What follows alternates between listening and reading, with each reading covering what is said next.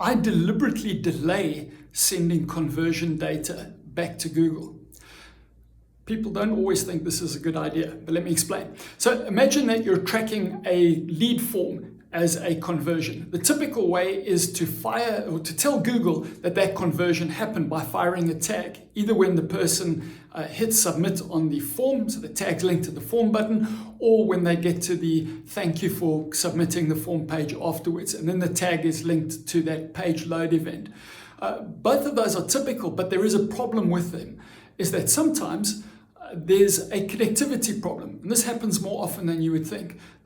Something goes wrong with the form submission sending the signal to Google, or something goes wrong and that the person never loads that thank you page, or they hit the X button before they actually get to that page, and so Google never receives that information.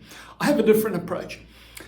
I like to capture the form data, so we know we've definitely got a lead, along with all of its conversion tracking data, and then send that to Google in a separate step later. It does introduce a minor delay because you're not sending it instantly from the user's browser. But in exchange for that delay, you get to inspect what's sent, so you have an audit trail of those conversions.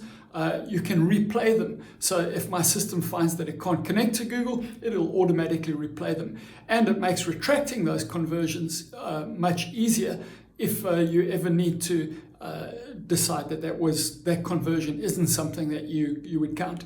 If this kind of geekery interests you, I would love to give you a copy of my book, Profitable Google Ads. You can download it through the link in the description.